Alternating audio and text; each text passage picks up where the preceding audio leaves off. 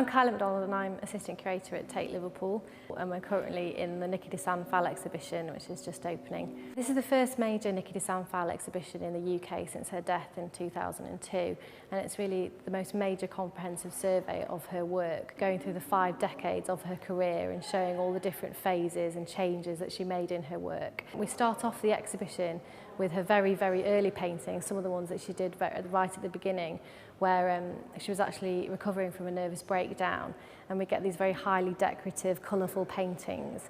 These then developed into these assemblages where she started sort of paring down sort of decorativeness into abstract landscapes, but sort of adding all these elements that she found around the house. So she started embedding sort of broken plates and plastic toys that she found around, and she embedded these into the landscapes to make these sort of assemblages. And then they go slightly onto the more sinister, and she starts adding these violent elements to her work, like knives and guns.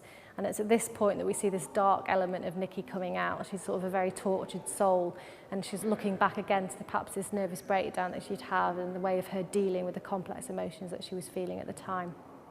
The auto-portrait is sometimes also been called like a tortured self-portrait, and it's influenced, I think, by Gaudi as well, because obviously you've got the ceramic tiles in it, and she just recently visited Park Güell in Barcelona. However, it's also looking at her own self as sort of her being tortured and tormented at that time, and sort of the personal feelings that she was feeling in her head.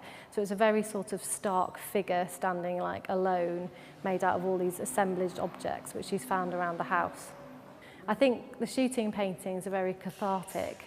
They're a way of her sort of getting out her aggression by a sort of a very aggressive means. She would make little pockets of paint in plastic bags, and she would fill them with foodstuffs sometimes and paints and all different kinds of things.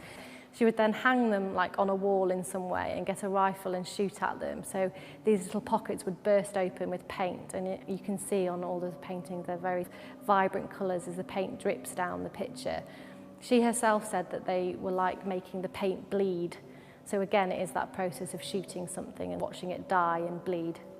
After the shooting paintings, she then sort of went through a quieter period and wanted to move into exploring roles of femininity and women in society. So she looks at them from perhaps a negative point of view, looking at that women should only be brides or mothers, perhaps a symptomatic of those feelings of entrapment that she'd felt herself.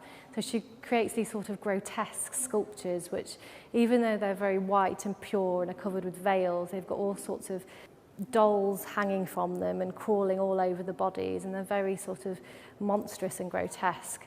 And this is kind of opposed to then, at the same time, she starts making the Nana sculptures, which are very brightly coloured, exuberant sculptures of women, and they're very rounded, and these are sort of celebratory and sort of triumphant of femininity. So you've got these opposed two looks. So she's looking at more celebration and then sort of sad, despairing, grotesque.